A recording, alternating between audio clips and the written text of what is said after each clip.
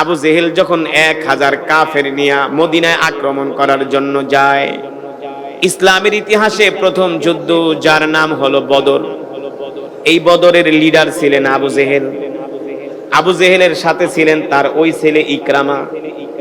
আবু জেহেলের স্বপ্ন ছিল বদরের প্রান্তরে যায়া মুহাম্মদকে হত্যা করব, ইসলামের নাম নিশানা মুছে দিব, নাউজুবিল্লাহ।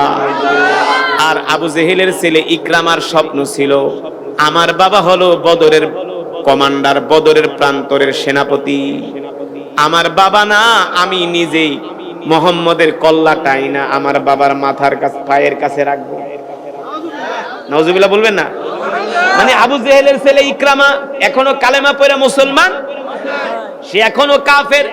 সে বলতেছে আমার মনের তামান্না আশা আকাঙ্ক্ষা হলো আমি আমার বাবার সাথে বদর যুদ্ধে যায়া আমি মুহাম্মদের কল্লাটাই না আমি আমার বাবার পায়ের কাছে রাখবো, আর মক্কার মানুষ দেখবে যে আবু জেহেলের ছেলের বীরত্ব কি, আবু জেহেলের ছেলে কত বড় পারদর্শী একজন যোদ্ধা, বুঝেন নাই? এই ক্রেডিট নেওয়ার চিন্তা করছিলেন ইকরামা ইবনে আবু জেহেল। এই স্বপ্ন নিয়া বাবা আর পুত দুইজন মিলা গেল আল্লাহ রসুলের সাথে লড়াই করার জন্য। কোথায় কোথায়? শুহাদায়ে বদর, মদিনা থেকে 80 কিলোমিটার দূরে বদরের প্রান্তর, মদিনা থেকে 80 কিলোমিটার দূরে বদরের প্রান্তর। সেইখানে যায় মক্কার কাফেররা তাবু গাড়ল। আল্লাহ নবী 313 জন নিয়ে মদিনা থেকে বদরের প্রান্তরে আসলো। আয়েশা দেখলেন আল্লাহ নবী কাফেরের সংখ্যা 1000 আর মুসলমানের সংখ্যা মাত্র 313। আপনারাই বলেন কখনো কি 1000-এর সাথে 313 জন যুদ্ধ করে কি বিজয় অর্জন করা সম্ভব? বদরের প্রান্তরে ছোট ছোট দুইজন যোদ্ধা ছিল যার নাম হলো মাআজ আর মুআজ। আল্লাহ নবী 313 জন নিয়ে ময়দানে আসলেন। আবু জেহেলের ছেলে ইকরামা দেখেন মুসলমানের সৈন্য সংখ্যা হলো 313 জন। ইকরামা কয় এই 313 জনটা তো আমি একাই সাইজ করুম। আল্লাহ কয় আয়, বালা ইন তাসবিরু ওয়া তাত্তাকু ওয়া ইয়াতুকুম মিন ফাওরিহিম হাদা ইউমদিদুকুম রাব্বুকুম বিখামসাতি আলাফিম মিনাল মালাইকাতি মুসাউইমিন। আল্লাহ তাআলা বলে নবী আপনি চিন্তা করবেন না, টেনশন করবেন না, পেরেশান হবেন না, আমি আল্লাহ আপনাকে সাহায্য করার জন্য আসমান থেকে 5000 ফেরেশতা পাঠিয়ে দিব। কয় হাজার? কয় হাজার? আল্লাহ 5000 ফেরেশতা আসমান থেকে পাঠিয়ে দিয়েছে বদরের প্রান্তরে। সুবহানাল্লাহ। 5000 ফেরেশতা যখন আসমান থেকে পাগড়িওয়ালা, দাড়িওয়ালা, জুব্বাওয়ালা, বড় বড় তরবারি নিয়ে নামতাছে, তখন মক্কার লিডার, মক্কার কাফেরদের লিডারের সুরত দইরা আসছিল আবু জেহেল। আবু জেহেলের মক্কার সবচেয়ে বড় লিডার হলো সুরাকা ইবনে মালিক, দ্বিতীয় কমান্ডার, তার সুরত দইরা আসছিলেন ইবলিস শয়তান। কে? ইবলিস শয়তান যখন দেখলো 5000 ফেরেশতা আসমান থেকে নামতেছে জমিনে, এই দৃশ্য দেখা ইবলিস শয়তান যুদ্ধের ময়দান থেকে ভয়ে পালায় গেল। মক্কার কাফেররা কে জাসকে কয় জাম না কি করু, আসমান থেকে 5000 নামতে আছে, কয় কি কয় ফেরেশতা, তো সবগুলারে মারবো। ইবলিস শয়তান তো চোখে দেখে, মানুষ তো আর চোখে। ইবলিস শয়তান বলে ইন্নী আরা মা লা তারাউনা ইন্নী আখাফুল্লাহ, আমি দেখতেছি আসমান থেকে নামতে আছে 5000। আবু জেহেল্লা যাইস না, সবগুলারে কিন্তু তোকে মাইরা হালাইবো। আবু জেহেল্লা কয় না আমি মুহাম্মদের সাথে লড়াই করব। আবু জেহেলের ছেলে ইকরামাকে আমিও মুহাম্মদের সাথে লড়াই কইরা মুহাম্মদের কল্লা ফেলে দিব, নাউজুবিল্লাহ। আবু জেহেল আর আবু লাহাব, উতবা, শাইবা, আবু সুফিয়ান আর ইকরামা ইবনে আবু জেহেল, তারা যখন মুসলমানদের উপরে আক্রমণ শুরু করলো, আল্লাহ রাসূলের সাহাবীরা 313 জন আর ছিল 5000। কয় হাজার? একসাথে যখন আক্রমণ শুরু করলো, মক্কার কাফেররা লুঙ্গি মুঙ্গি খুললা একেবারে মক্কার দিকে দৌড়। যুদ্ধ করব দূরের কথা, আধা ঘন্টার ভিতরে মক্কার কাফেররা যুদ্ধের ময়দান থেকে পালায় গেছে। শুধু পালায় যায় নাই, আবু জেহেলের কল্লাটা দেহ থেকে বিচ্ছিন্ন করে বদরের প্রান্তরে কল্লাটা পড়ে রইছে। আর দূর থেকে আবু জেহেলের ছেলে ইকরামা মনে মনে ভাবে আমি তো ভাবছিলাম মুহাম্মদের কল্লাই না আমার বাবার মাথার কাছে পায়ের কাছে রাখবো, নাউজুবিল্লাহ, কিন্তু আমি মুহাম্মদের কল্লা তো আনবো দূরের কথা, আমার বাপের কল্লাই তো ফালাই দিছে। ইকরামা কয় আমার আর যুদ্ধ টুদ্ধের দরকার নেই, আমি ভাগি। ইকরামাও ভাইগা মক্কায় চলে গেছে। আবার 2 বছর পর আবু সুফিয়ান কয় চলো আর একটা আক্রমণ করি, এক মাইর খাওয়াই নাই। আর আবার আক্রমণ করার জন্য 3000 কাফের নিয়ে তারা মদিনায় আক্রমণ করার জন্য আসছে। তৃতীয়বারও আবু জেহিল্লার বাহিনী, আবু সুফিয়ানের বাহিনী, ইকরামারা মাইর খায়া উহুদের ময়দান থেকে দ্বিতীয়বারও ভাগছে। আল্লাহু আকবার। দ্বিতীয়বারও ভাগছে। ইকরামা কয় আমার বাপের কল্লা ফালায় দিল মুহাম্মদ, কিছুই করতে পারলাম না। দ্বিতীয়বার আক্রমণ করতে গেলাম মদিনায়, সেটাও মাইর খায়া আসলাম। ইকরামার মনে হলো জিদ, আমি আমার বাবার হত্যার প্রতিশোধ নিবই। ঠিক আল্লাহর নবী মক্কা থেকে 10,000, মদিনা থেকে 10,000 সাহাবী নিয়া মক্কা বিজয় করার জন্য যখন রওনা হলেন, মক্কার মধ্যে খবর ছড়িয়ে পড়ল, শুনছো মুহাম্মদ 10,000 সৈন্য নিয়ে মক্কা বিজয় করতে আসতেছে। সুবহানাল্লাহ। এই খবর শোনার পরে মক্কার বড় বড় লিডারেরা ঘরের মধ্যে দরজা লাগায়া পালায় আছে। দরজা লাগায় আবু সুফিয়ানের মতো বড় লিডার, বড় নেতা ঘরের ভিতরে দরজা লাগায় পালায় আছে, আমি মুহাম্মদের সামনে যাব না। বদরে যেই মার দিছে আমি জিতছি, আবু জেহেলে যেই মারা মারছি, মুহাম্মদের সামনে পড়লে আমার আর রক্ষা নাই। আবু সুফিয়ানের মতো বড় নেতা ঘরের ভিতরে দরজা লাগায় পালায় আছে। কিন্তু আবু জেহিল্লার ছেলে যে ইকরামা কয় বদরেও মাইর খাইলাম, উহুদেও মাইর খাইলাম, এবার যেহেতু মুহাম্মদ মক্কায় আসতেছে বিজয় করার জন্য, আমি এই সুযোগে মুহাম্মদের বাহিনীর উপর যাই আক্রমণ করব, মুহাম্মদকে আমি হত্যা করব। বলেন নাউজুবিল্লাহ। আবু জেহেলের ছেলে ইকরামা ডাক দিয়া বলে, হে মক্কার যুবকেরা, তোমরা আমার সাথে আসো, আমি 200 যুবক চাই। কয়শো? পাগল। আল্লাহ রাসূলের বাহিনী হলো 10,000, হয় কয় 200 যুবক। কয় আমি 200 যুবক চাই, আমি মুহাম্মদের কল্লা ফালায় দিব। মক্কার কিছু গাজাখোর যুবক, ফেন্সিডিলখোর যুবক, হিরণসি যুবক। আবু জেহেল লেহের ছেলে ইকরামারে কয়, ঠিক আছে নেতা, আমরা আপনার সাথে আছি, চলেন আমরা মুহাম্মদের বাহিনীর উপর আক্রমণ করব। এবার ইকরামার নেতৃত্বে 200 যুবক নিয়া ইকরামা আল্লাহ রাসূলের বাহিনীর উপরে আক্রমণ করার জন্য আসলেন। আল্লাহ রাসূলের সাহাবীরা হযরত আলী রাদিয়াল্লাহু তাআলা আনহুর নেতৃত্বে এমন একটা ধাওয়া দিলেন, এক ধাওয়ায় ইকরামার 200 সৈন্যর মধ্যে 50 জন এই রাস্তায় শেষ। 50 জন এই রাস্তায়, 50 জনের কল্লা ফালায় দিছে। আল্লাহু আকবার। এই দৃশ্য দেখে 150 জন পালায় গেছে। এবার ইকরামা কয়, বদরেও মাইর খাইলাম, উহুদেও মাইর খাইলাম বাবার হত্যার প্রতিশোধ নিতে। এখন তো দেখতেছি যেই মুহাম্মদকে আমরা মক্কা থেকে খেদায় দিছি, ওই মুহাম্মদই তো মক্কা বিজয় করতেছে। ক্ষমতার মালিক কে? ইকরামা বলে, এই মুহাম্মদকে তো একদিন আমি আমার বাবা মিল্লা মক্কা থেকে খেদায় দিছিলাম। যেই মুহাম্মদকে আমরা খেদায় দিছি, ওই মুহাম্মদ এখন মক্কা বিজয় করতেছে, তার মানে মক্কায় আমার আর থাকা সম্ভব। মুহাম্মাদের বাহিনী পাইলে আমারে সাইজ করব, মুহাম্মাদের বাহিনী পেলে আমাকে সাইজ করবে, মুহাম্মদ আমাকে শেষ করে ফেলবে, হত্যা করবে, ফাঁসিতে ঝুলাবে। কারণ আমি আর আমার বাবা 2 জন ছিলাম মুহাম্মাদের দুশমন। ঠিক কিনা বলেন? এই কথা আবু জেহেলের ছেলে ইকরামা ভাবতেছে আর মনে করতেছে, হায় রে, আজ থেকে মুহাম্মাদের কথায় মক্কার মানুষ উঠবে আর বসবে, মুহাম্মদ হবে মক্কার প্রেসিডেন্ট। আল্লাহু আকবার। জোরে বলেন আল্লাহু আকবার। আল্লাহ তাআলা কোরআনুল কারীমের মধ্যে সে কথাই বলেন, কুলিল্লাহুম্মা মালিকাল মুলকি তুতিল মুলকা মান তাশা ওয়া তানজিউল মুলকা মিম্মান তাশা ওয়া তুইজ্জু মান তাশা ওয়া তুযিল্লু মান তাশা বিয়াদিকাল খায়র ইন্নাকা আলা কুল্লি শাইইন কাদির। আল্লাহ রাব্বুল আলামিন বলেন, নবী, রাজত্বের মালিক আমি আল্লাহ, ক্ষমতার মালিক আমি আল্লাহ। আমি আল্লাহ যাকে ইচ্ছা রাজত্ব দান করি, যাকে ইচ্ছা আমি আল্লাহ ক্ষমতা দান করি, আবার যার থেকে ইচ্ছা আমি আল্লাহ ক্ষমতা ছিনায় আনি। কিন্তু দুনিয়ার রাজা বাদশারা বোঝে না। ঠিক কিনা বলেন? হারামখোরেরা বোঝে না, মনে করে ক্ষমতাটা ওর বাপ দাদার কেলা সম্পদ। হ্যাঁ, ক্ষমতায় আইসা বলে আমরা 41 সাল পর্যন্ত থাকবো। কয় 40? কিন্তু দুপুরের ভাতটাও কপালে জুটলো না। ভাত রান্না করে রাখছি, তরকারি রান্না করে রাখছি, খাইতেও পারলো না, খেতেও পারলো না, এর আগেই শেষ। আমরা এত বুঝাইছিলাম, মাহফিলে যাই এত ইনায় বিনায় বুঝাইছি, দেখেন ক্ষমতা পায়া আলেমদের উপরে অত্যাচার করেন না, মাহফিল বন্ধ করে দিয়েন না, পুলিশদেরকে পাঠায়া মাহফিলের মঞ্চ ভাঙ্গা দিয়েন না। ভাঙছে কি ভাঙছে না? ভাঙছে না? আবু জেহেলের ছেলে ইকরামা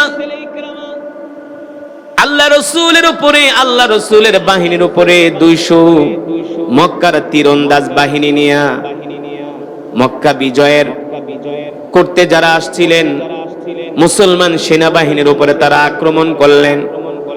সাহাবীরা তাদেরকে এমন ভাবে প্রতিরোধ করলেন, প্রতিরোধে তারা টিকতে না পেরে তাদেরকে হত্যা করা হলো। এই দৃশ্য আবু জেহেলের ছেলে ইকরামা দেখলেন, তার 50 জন সৈন্য মারা গেছে। ইকরামা মনে মনে ভাবলেন, চেয়েছিলাম মুহাম্মদের কল্লাটা এনে বাবার সামনে রাখবো, কিন্তু বাবাকে অকালে হারালাম বদরের প্রান্তরে। চাইছিলাম বদরের দুঃখটা উহুদের ময়দানে যায় গুছাবো, কিন্তু উহুদে যায় মাইর খাইলাম। চাইছিলাম উহুদের দুঃখটা মক্কা বিজয় করতে আসছে মুহাম্মদের বাহিনী, তাদেরকে এমন ভাবে প্রতিরোধ করব যাতে মক্কায় ঢুকতে না পারে, আমি হিরো হয়ে যাব, সেখানেও আমি মাইর খাইলাম। এখন আমার সব শেষ, এখন আমি বাপ দাদার ভিটা মক্কায়ও থাকতে পারবো না। আজ থেকে মক্কার জমিনে মুহাম্মদের শাসন শুরু হয়ে যাবে। জোরে বলেন সুবহানাল্লাহ। মুহাম্মদের শাসন শুরু হয়ে গেলে আমার কপালে মাইর ছাড়া আর উপায়। এখন আবু জেহেলের ছেলে ইকরামা বলে, আমার তো আর মক্কায় ফিরে যাওয়ার কোনো সুযোগ। শুনছি আবু সুফিয়ানের মতো বড় নেতা অনেকেই মুহাম্মদের কাছে আত্মসমর্পণ করছে। তো আবু সুফিয়ান তো অনেক বড় নেতা, আমি তো তার কাছে কিছুই। আমার বাবাও এখন আবু জেহেল বাইচা নাই, তার মানে মক্কায় আমাকে কেউ এখন আর সাহায্য করবে না। এখন মক্কা ছেড়ে যাওয়া ছাড়া আমার আর কোনো উপায় নাই। এই কথা আবু জেহেলের ছেলে ইকরামা ভাবে, আর তার চোখ দিয়া পানি পড়ে, বারবার মক্কার দিকে তাকায়। বারবার কেন তাকাবে না? পৃথিবীর কোন মানুষ তার বাপ দাদার বিড়া ছাড়তে চায় না? ছাড়তে চায়? আপনারা যদি কয় তোর বাপ দাদার বিড়া ছাড়, আপনি বলবেন জীবন দিয়া দিমু, বাপ দাদার ভিটা ছাড়বে? বাপ দাদার ভিটার মাটির ঘেরানি আলাদা। হ্যাঁ, আমরা বিদেশে অনেক দেশে যাই, অনেক প্রবাসীদের সাথে সাক্ষাৎ। আপনাদের এই কুমিল্লা নোয়াখালীর অনেক প্রবাসীরা মধ্যপ্রাচ্যের দেশে থাকে। গেলে জিগাই কেমন আছেন, হুজুর আই ভালো আছে, আপনি ভালো আছেন নি কেন? আগে কত বছর ধরে থাকেন? কয় আই বেশি না 36 বছর। আমি করে কাগু 36 বছর ধরে বিদেশ করেন, এত আরামে বিদেশে থাকেন, খাওয়া দাওয়া দামি গাড়ি নিয়ে চলেন, ডলার গনেন, দিনার গনেন, দেরহাম গনেন, ভালোই তো আছেন, রিয়াল গনেন। কে হুজুর যতই আরামে থাকি না কেন, মায়ের দেশ বাবার দেশ, ওই দেশের কথা মনে পড়লে আর কিছু ভালো লাগে না। তার মানে বাপ দাদার ভিটায় থাকার শান্তি আলাদা, ঠিক কিনা বলেন? আবু জেহেলের ছেলে ইকরামা কয়, হায় রে, একদিন তো আমরা মুহাম্মদকে মক্কা থেকে বের করে দিয়েছিলাম, আর আজকে সেই মুহাম্মদের ভয়ে আমি মক্কা থেকে চলে যাইতেছি। আল্লাহু আকবার। দেখেন আমার আল্লাহ তাআলার পরিকল্পনা। আমার নবী যেদিন মক্কা থেকে মদিনায় চলে যায়, নবী কান্না করতে করতে চোখ দিয়া নবীর পানি পড়ে। আল্লাহ তাআলা ডাক দিয়ে বলে, বন্ধু আপনি কাঁদবেন না, কান্না করবেন না, আপনার চোখের পানি আমি সহ্য করতে পারি না।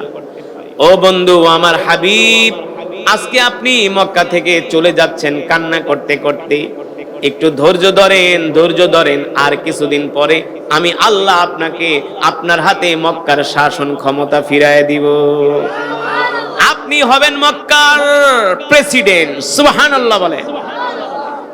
আবু জেহেলের ছেলে ইকরামা কয়, হায় রে, বাপও হারাইলাম, নেতৃত্ব হারাইলাম, নেতাগিরিও গেল, বাপ দাদার ভিটায়ও থাকতে পারলাম না, দুঃখ আর দুঃখ। আবু ইকরামার স্ত্রীও কিন্তু মক্কায়, বউডারেও সাথে আনতে পারলাম না। দেখেন আল্লাহর মায়ের, বাপ মল্ল, সম্পদ শেষ, বাড়িঘরও শেষ, বউডারও আনতে পারলো না। ইকরামার স্ত্রীও মক্কায় আটকা পড়ে আছে। ইকরামা বলে আমি যদি এখন মক্কায় ঢুকি মুহাম্মদ আমার কল্লা ফালায় দিব, আর কিছুক্ষণ পরে মুহাম্মদ তার সৈন্য পাঠাবে আমাকে ধরার জন্য, কারণ সে তো 1 নাম্বার আসামি। ইকরামা বলে আমি আর মক্কায় থাকা তো প্রশ্নই আসে না, মক্কায় তো ঢুকতে পারবো না, কি করা যায়, আমি অন্য কোন দেশে নদী পার হইয়া চলে যাই। ইকরামা ঘোড়া দৌড়াইয়া মক্কা থেকে চলে গেলেন জর্দানের নদীবর্তী কোন এলাকা, উপকূলীয় একটা এলাকায় নদীর পারে চলে গেলেন, নদী পার হয়ে অন্য দেশে চলে যাবে। এবার ইকরামা জর্দানের একটা নদীর পারে যায়, উপকূলীয় এলাকায় যায় তাঁবু গাড়লেন, সেখানে মনের দুঃখে কষ্টে সেখানে তিনি থাকতে লাগলেন, আর ভাবলেন কি করবে সে। এইদিকে আল্লাহ নবী যখন মক্কা বিজয় করলেন, মক্কার কাফেররা দলে দলে আইসা আল্লাহ রাসূলের হাতে হাত রেখে কালেমা পড়ে মুসলমান হচ্ছে। এমনকি আবু সুফিয়ানের মতো সবচেয়ে বড় নেতা আবু সুফিয়ান, নাম শুনছেন, রাদিয়াল্লাহু তাআলা, তিনি পরবর্তীতে মুসলমান হয়েছে। আল্লাহ রাসূলের কাছে এসে আবু সুফিয়ান আত্মসমর্পণ করলেন আর বললেন, ওগো আল্লাহর পয়গম্বর মুহাম্মদ সাল্লাল্লাহু আলাইহি ওয়াসাল্লাম, আপনি আমাকে কালেমা পড়ায় মুসলমান বানায় দেন। আবু সুফিয়ান কালেমা পড়ে মুসলমান হয়ে গেল। এবার মক্কার মানুষরা বলে আমাদের বড় নেতা আবু সুফিয়ান মুসলমান হয়ে গেছে, তার মানে আমাদের আর বাঁচার উপায়। সবাই কালেমা পড়ে মুসলমান হতে শুরু করলো।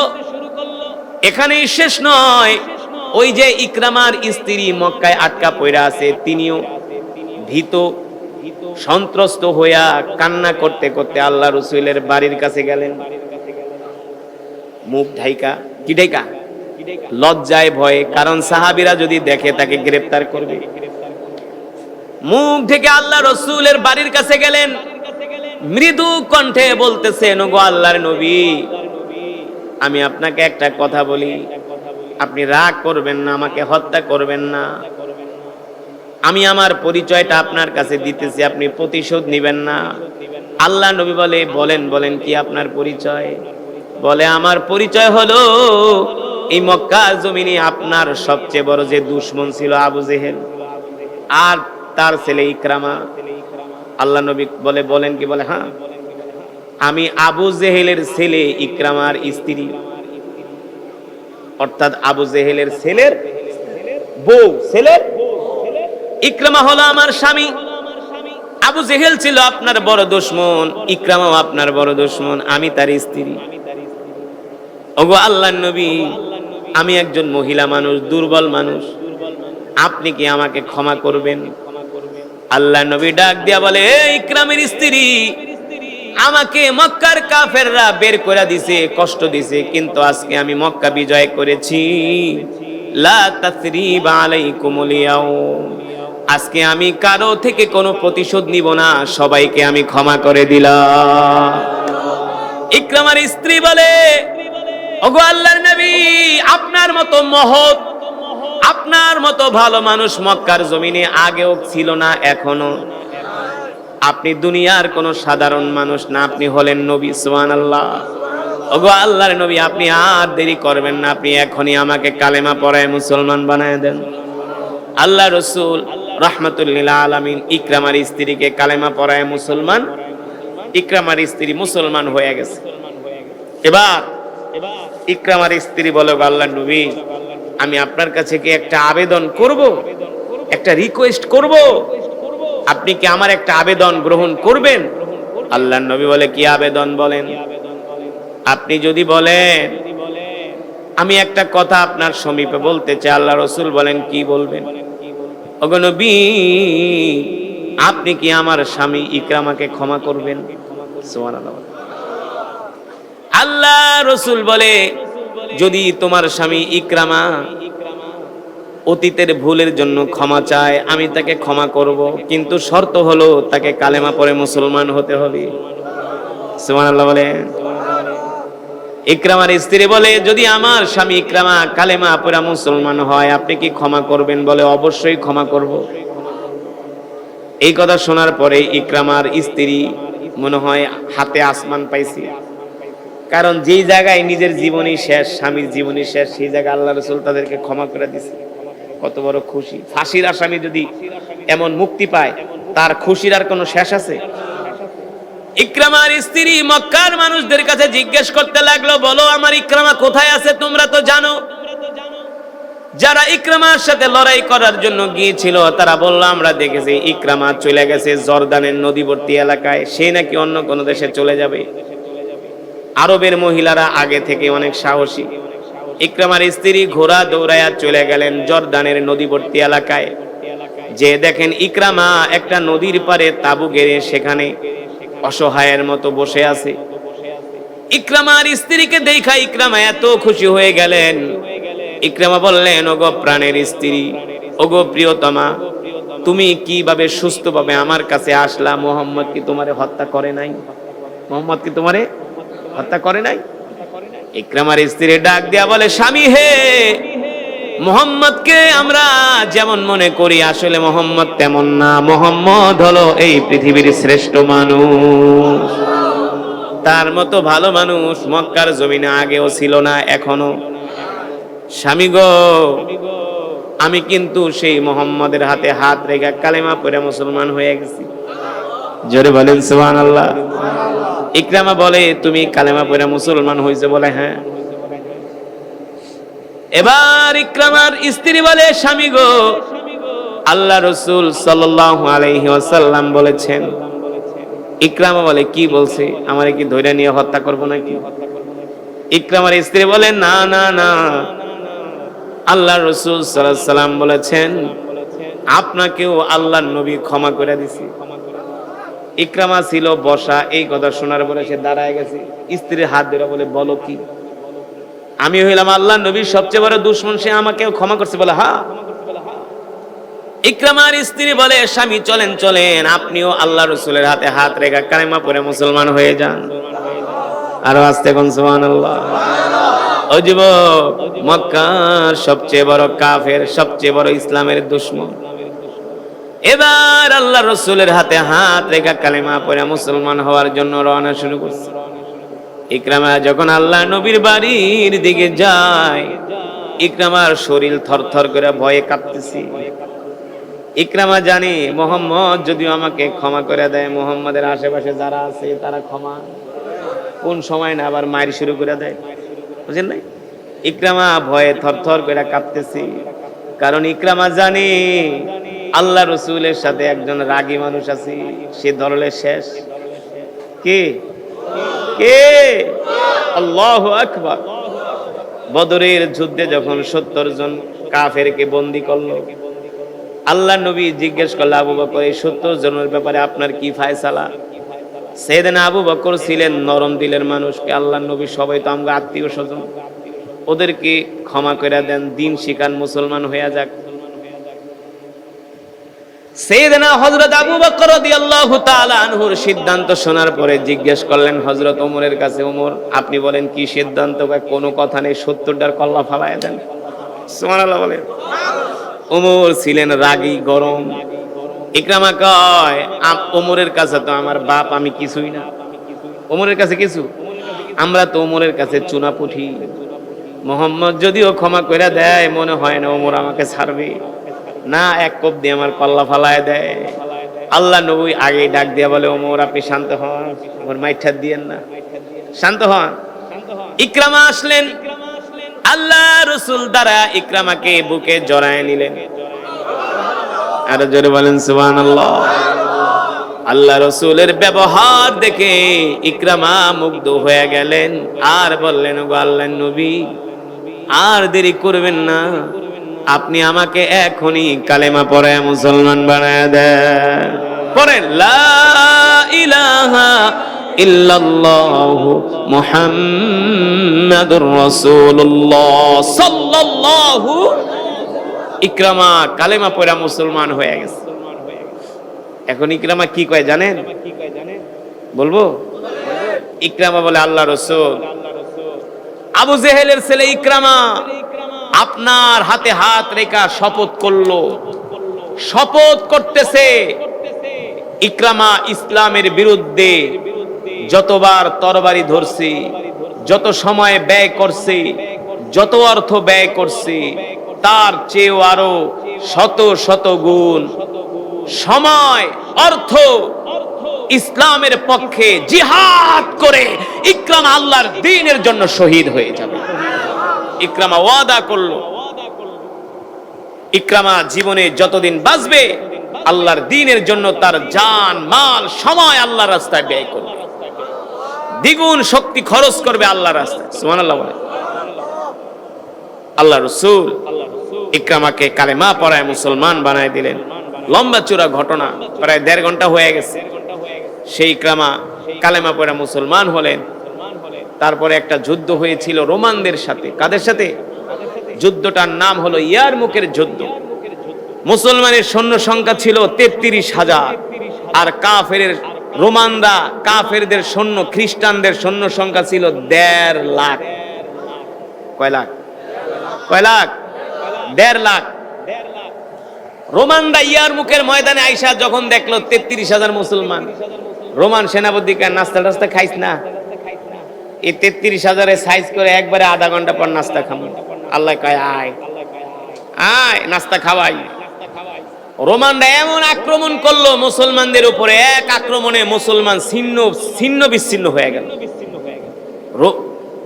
ইয়ারমুকের ময়দানে আর মুসলমানদের খুঁজে পাওয়া যায় না, কারণ 33,000 রোমান অস্ত্র শস্ত্রের অভাব নাই, এমন আক্রমণ করছে। এক আক্রমণের ঝড়ে মুসলমান বিপর্যস্ত হয়ে পড়ছে। এই দৃশ্য দেখা ইকরামা রাদিয়াল্লাহু তাআলা আনহু বলে, এই মক্কার যুবকেরা, মুহাম্মদ সাল্লাল্লাহু আলাইহি সাল্লামের সৈনিকেরা, 1.5 লক্ষ রোমান আমাদের উপর আক্রমণ করে আমাদেরকে বিপর্যস্ত করে দিছে। আমি ইকরামা আজকে এই ইয়ারমুকের ময়দানে 400 জানবাজ মর্দে মুজাহিদ চাই, যারা মৃত্যুর শপথ নিয়ে আমার সাথে যোগ দিবে। আমি ইকরামা এমন একটা অভিযান পরিচালনা করব, সেই অভিযানটা হবে রোমানদের কলিজা আমি ছিঁড়ে ফেলব, রোমানদের কলিজায় যে আমি আঘাত করব। কিন্তু 400 যুবক আমার সাথে চাই। এমন আক্রমণ করুন রোমানদের ঘাটি মাটি সব ছিন্ন বিচ্ছিন্ন করে দিন। জোরে বলেন আল্লাহু আকবার। কিন্তু শর্ত হলো 400 যুবক চাই। কয়শো? একে একে মুসলমান তো ময়দানে মানে আক্রমণের চোটে বিপর্যস্ত হইয়া ছড়ায় ছিটায় পড়ছে, যে যার জান নিয়ে পালাইছে। এখন আবার একসাথে হইতে সময় লাগে না। ইকরামা জোরে জোরে আওয়াজ করে বলতেছে, আমি 400 যুবক চাই। এই কথা শোনার পরে 400 যুবক আস্তে আস্তে করে একত্রিত হইয়া ইকরামার হাতে হাত রেখা বায়াত গ্রহণ করছে। ইকরামা রাদিয়াল্লাহু তাআলা আনহু বলে, কালেমার পতাকাটা আমার হাতে দাও, আমি নেতৃত্ব দিচ্ছি। আল্লাহু আকবার। আমি নেতৃত্ব দিচ্ছি। এই কথা বলে ইকরামা রাদিয়াল্লাহু তাআলা আনহু 400 জানবাজ মর্দে মুজাহিদ নিয়া রোমানদের উপরে এমন আক্রমণ শুরু করলো, যেই দিকে ইকরামার বাহিনী যায় ওই দিকে আর রোমানদের সৈন্যদের দেহ পাওয়া যায় না, শুধু মাথাগুলো জমিনে পড়ে আছে। একসাথে 4 থেকে 5,000 রোমানদেরকে হত্যা করা হয়। এই দৃশ্য দেখা রোমান সৈন্যরা ওদের যুদ্ধের ঘাটি তাবু ছাইরা রসদপত্র যা ছিল সব ছাইরা তারা পালায়ন শুরু করলো। ইকরামার এক আক্রমণে 1.5 লক্ষ রোমান বাহিনী ইয়ারমুকের যুদ্ধে 33,000 মুসলমানের কাছে পরাজিত হলো। জোরে বলেন সুবহানাল্লাহ। রোমান কারা? বর্তমানে আমেরিকা রাশিয়া যেমন পরাশক্তি, সেই 1450 বছরের রোমানরা ছিল এমন পরাশক্তি, সুপার পাওয়ার। ইকরামা এমন আক্রমণ করছে, রোমানরা যুদ্ধের ময়দান থেকে পালায়ে গেছে, মুসলমান বিজয় অর্জন করছে। প্রায় 70 থেকে 80,000 উট, গনিমতের মাল, তরবারি, ডাল, খাবার পত্র যা ছিল ওদের সব মুসলমান দখল করছে। কিন্তু ইকরামার উপরে রোমানরা এমন আক্রমণ করছে, ইকরামা রাদিয়াল্লাহু তাআলা আনহুর শরীরের মধ্যে তীর আর তরবারির আঘাত, ইকরামার পেট ফুটা হইয়া ভুঁড়িগুলো বের হয়ে যাচ্ছে, রক্ত বের হইয়া ইকরামা রাদিয়াল্লাহু তাআলা আনহু ইয়ারমুকের ময়দানে লুটায়া পড়ছে। এই দৃশ্য দেখতেছে খালিদ ইবনুল ওয়ালিদ। খালিদ ইবনুল ওয়ালিদ দৌড়ায় আসছে, আয়েশা ইকরামাকে ধরছে। ইকরামা বলে, খালিদ দোস্ত, তোমার কি মনে আছে আমরা যে উহুদের যুদ্ধে একসাথে দুইজনে আমরা আল্লাহ রাসূলের বিরুদ্ধে যুদ্ধ করছিলাম?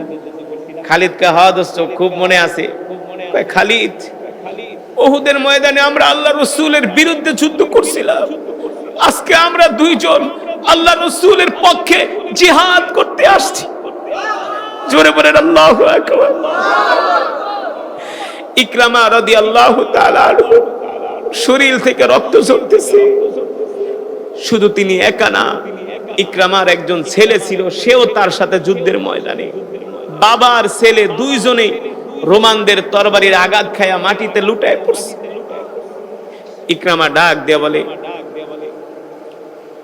খালিদ, মক্কার মানুষকে বইলা দিও, মক্কার মানুষ মনে করে আমি ইকরামা মৃত্যুর ভয়ে আল্লাহ রাসূলের হাতে হাত রেখা কালেমা পড়ে মুসলমান হইছি। আসলে মৃত্যুর ভয়ে না, আমি মন থেকেই কালেমা পড়ে মুসলমান হইছি। মক্কার মানুষদেরকে বইলা দিও আমি আল্লাহর দ্বীনের জন্য শহীদ হয়ে গেছি, আমি মিথ্যার আশ্রয় নেই নাই, আমি মৃত্যুর ভয়ে মিথ্যার আশ্রয় নেই নাই। মক্কার মানুষরা আমাকে সন্দেহ করত যে আবু জেহেলের ছেলে ইকরামা মনে হয় মৃত্যু থেকে বাঁচার জন্য অভিনয় করে বাঁচতেছে। আল্লাহ রাসূলের হাতে হাত রেখে কালেমা পড়ে মুসলমান হয়েছে। শুধু মক্কার মানুষগুলো ইকরামাকে সন্দেহ করত না, সাইয়েদনা ওমর ইবনুল খাত্তাব, হযরত ওমরের মতো খলিফা সাহাবীও ইকরামাকে সন্দেহের চোখে দেখতো, যে মনে হয় ইকরামা মুসলমানের হাত থেকে বাঁচার জন্য মিথ্যা অভিনয় করতেছে মুসলমান হইয়া। ইকরামা বলে, আমিরুল মুমিনিনকে বইলা দিও ইকরামা কোনো মিথ্যার আশ্রয় নেয় নাই, ইকরামা কোনো মিথ্যার আশ্রয় নেয় নাই। ইকরামা আল্লাহর দ্বীনের জন্য ইয়ারমুকের ময়দানে শহীদ হয়ে গেছে। আল্লাহু আকবার। জোরে বলেন আল্লাহু আকবার। আল্লাহ রাব্বুল আলামিন কোরআনুল কারীমের মধ্যে বলছেন, আল্লাযী খালাকা সাবআ সামাওয়াতিন তিবাকা। নবী আপনি বলে দেন মক্কার কাফেরদেরকে, অবিশ্বাসীদেরকে, যে আমি আল্লাহ তাদের মাথার উপরে একটা নয়, দুইটা নয়, তিনটা নয়, চারটা নয়, পাঁচটা নয়, ছয়টা নয়, আমি আল্লাহ খুঁটিবিহীন তাদের মাথার উপরে 7টা আসমান বানিয়েছি।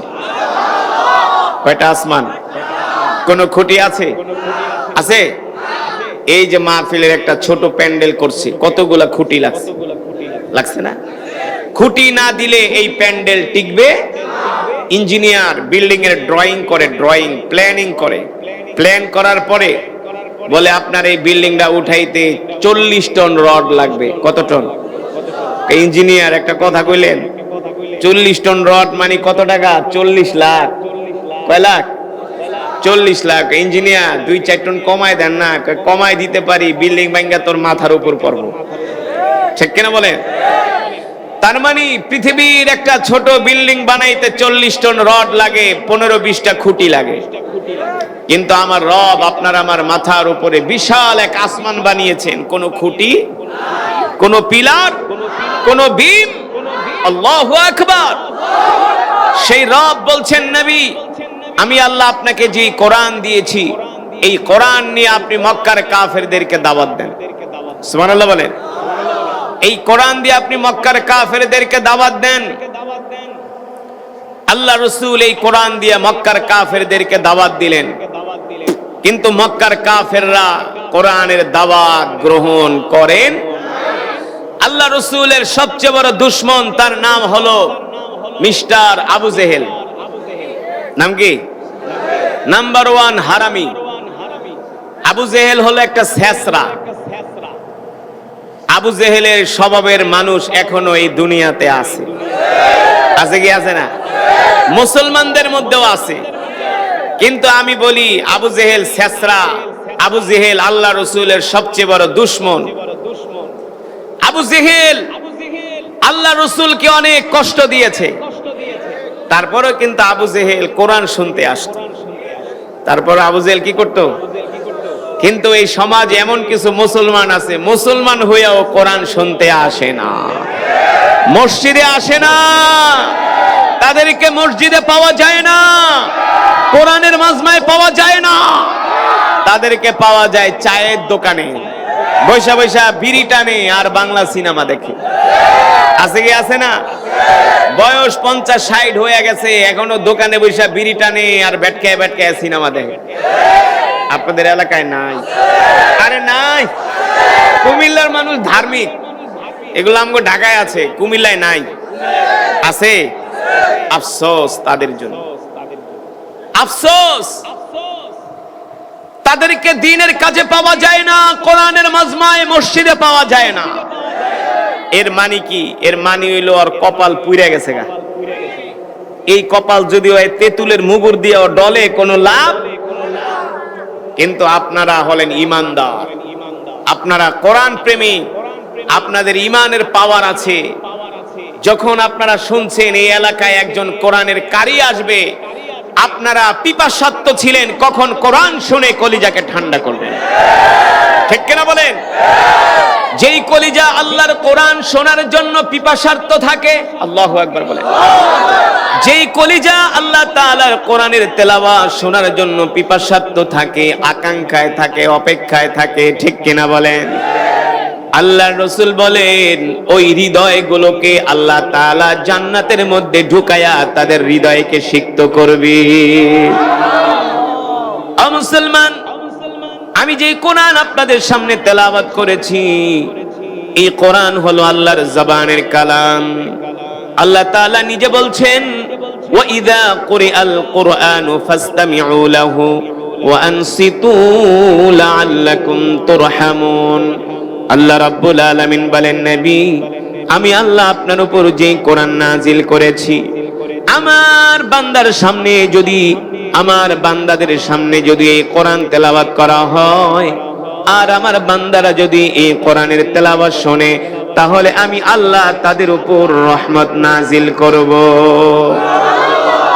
তার মানে কোরআনের তেলাওয়াত শুনলে আল্লাহ তাআলার পক্ষ থেকে রহমত নাজিল হয়। ঠিক কিনা বলেন? আর গান শুনলে আল্লাহর পক্ষ থেকে গজব আসে। কি আসে? আরো জোরে বলেন, কি আসে? আল্লাহর নবী, বিশ্ব নবী রাহমাতুল লিল আলামিনকে কোরআন দিয়া মক্কার জমিনে পাঠালেন। আর আল্লাহ তাআলা ঘোষণা করলেন, নবী ইন্না আনজালনা ইলাইকা যিকরা লিতুবাইয়িনা লিন-নাস। নবী হে আমার, আমি আল্লাহ তাআলা আপনার উপর যে কোরআন নাজিল করেছি, এই কোরআন দিয়ে আপনি মক্কার কাফেরদেরকে দাওয়াত দেন। আল্লাহ নবী এই কোরআনের দাওয়াত নিয়ে বারবার আবু জেহেলের কাছে গেছে, বারবার আবু লাহাবের কাছে গিয়েছেন, বারবার উতবা, শাইবা, ওলীদ ইবনে মুগীরা, আবু সুফিয়ানের কাছে গিয়েছেন, কিন্তু তারা কোরআনের দাওয়াত গ্রহণ করে না। আল্লাহ নবী হতাশ হয়ে যাচ্ছেন, পেরেশান হয়ে যাচ্ছেন। আল্লাহর নবীর মন ভেঙে যাচ্ছে। এই যে আমি আপনাদের সামনে কোরআনের বয়ান করতেছি, আপনারা যদি কোরআনের বয়ান না শুনে আমাকে গালাগালি করেন, আমার কেমন লাগবে? আপনারা যদি বলেন হুজুর আপনি মিথ্যাবাদী, আপনি প্রতারক, আপনি ভণ্ড, আমার কষ্ট লাগবে কি লাগবে না? মক্কার কাফেররা এমন কোন কষ্ট নাই আল্লাহর নবীকে দেয় নাই, অথচ নবী ছিলেন রাহমাতুল লিল। আল্লাহ তাআলা কোরআনুল কারীমের মধ্যে সে কথাই বলছেন, ওয়ামা আরসালনাকা ইল্লা রাহমাতাল লিল আলামিন। আল্লাহু আকবার। নবী হে আমার, আমি আল্লাহ আপনাকে সমগ্র বিশ্ববাসীর জন্য রহমত করে পাঠিয়েছি। সুবহানাল্লাহ বলেন। আপনি হলেন সমগ্র বিশ্ববাসীর জন্য রহমত, আপনি হলেন সমগ্র বিশ্ববাসীর জন্য বরকত। কিন্তু মক্কার কাফেররা আমার নবীকে নবী বলে স্বীকার করে না, আল্লাহর দ্বীনকে মানতে চায় না, আল্লাহর নবীকে কষ্ট দেয়। আল্লাহর নবী পেরেশান হয়ে গেলেন। হায় রে, এত কাফেরদেরকে দাওয়াত দেই, কেউ তো কালেমা পড়া মুসলমান। পেরেশান তো হওয়ারই কথা না? আল্লাহর নবীর মন ভেঙে যায়, দিল ভেঙে যায়। আল্লাহর নবী আসমানের দিকে তাকায় থাকে। আম্মা জান খাদিজা আয়েশা বলে, ওগো আল্লাহর রাসূল, আপনি মন খারাপ করবেন না, আল্লাহ তাআলা আপনাকে বিজয় দান করবে। আম্মা জান আল্লাহর নবীর ছিলেন সবচেয়ে বড় সহযোগী। আম্মা জান ছিলেন আল্লাহর রাসূলের সবচেয়ে বড় দ্বীনের দাওয়াতের সহযোগী ছিলেন আম্মা জান খাদিজাতুল কুবরা রাদিয়াল্লাহু তাআলা আনহা। কিন্তু দুঃখের বিষয় হলো, সেই আম্মা জানের সম্পর্কেও কিছু বক্তারা না যায় না উদ্ভট কথাবার্তা বলে। ঠিক কিনা বলেন? আফসোস। আল্লাহ রাসূলকে আম্মা জান খাদিজা সান্ত্বনা দেন, আল্লাহ তাআলাও আর দেরি করলেন না, কোরআনুল কারীমের আয়াত নাজিল করে দিলেন, ইন্নাকা লা তাহদি মান আহবাবতা ওয়ালাকিন্নাল্লাহা ইয়াহদি মান ইয়াশা ওয়া হুয়া আ'লামু বিল মুহতাদিন। নবী হে আমার, আপনি পেরেশান হবেন না, চিন্তা করবেন না, টেনশন করবেন না, মন খারাপ করবেন না। হেদায়েতের মালিক আপনি না, কে বলছেন? এ যুবক মুসলমান ভালো করে শুনে রাখো, হেদায়েতের মালিক আল্লাহ তাআলা। তার নবীকে বলছেন, নবী আপনি এত মন খারাপ করেন কেন? এত মন খারাপ করার দরকার নাই। আপনি মক্কার কাফেরদেরকে বারবার দাওয়াত দিতেছেন, তারা আপনার দাওয়াত গ্রহণ করে না, দাওয়াতকে প্রত্যাখ্যান করে। এই কারণে আপনার মন খারাপ, আপনি হতাশ হয়ে যাচ্ছেন। আপনি হতাশ হবেন না, চিন্তা করবেন না, পেরেশান হবেন না। হেদায়েতের মালিক আপনি না। নবী গো, আপনি যতই দাওয়াত দেন না কেন, আমি আল্লাহ যদি হেদায়েত না দেই, মক্কার কাফেররা কালেমা পড়বে না? পড়বে? হেদায়েতের মালিক আমি আল্লাহ। আপনার কাজ হলো দাওয়াত দেওয়া, আর আমি আল্লাহ হলাম হেদায়েত দিব। ঠিক কিনা বলেন? আপনি আপনার কাজ চালায় যান, দাওয়াত দিয়া যান। আমি আল্লাহ যাকে পছন্দ করব, তাকে আমি আল্লাহ হেদায়েত দিয়া কালেমা পড়ায় মুসলমান বানায় দিব। কিন্তু মুসলমান, আশ্চর্যের বিষয় হলো, মজার বিষয় হলো, আল্লাহ নবী আবু জেহেলকে এত বারবার দাওয়াত দিছেন, কিন্তু আবু জেহেলের কপালে কিন্তু হেদায়েত লেখা ছিল। ছিল? আবু জেহেল কি মুসলমান হইতে পারছে? আবু লাহাবও পারে নাই। আবু লাহাবও পারে নাই, উতবাও পারে নাই, শাইবাও পারে নাই, ওলীদ ইবনে মুগীরাও পারে নাই। কিন্তু আবু জেহেলের ঘরে যেই সন্তান ছিল, আবু জেহেলের পুত্র, আবু জেহেলের পুত্র, তার নাম হলো ইকরামা ইবনে আবা জাহেল। ইকরামা ইবনে আবু জেহেল, আবু জেহেলের ছেলে। ইকরামা নাম কি? দেখেন, বাবা হেদায়েত পায় নাই, কিন্তু ছেলে ঠিকই আল্লাহ তাআলা তাকে দ্বীনের জন্য কবুল করে নিছে। এর একটা লম্বা ইতিহাস আছে।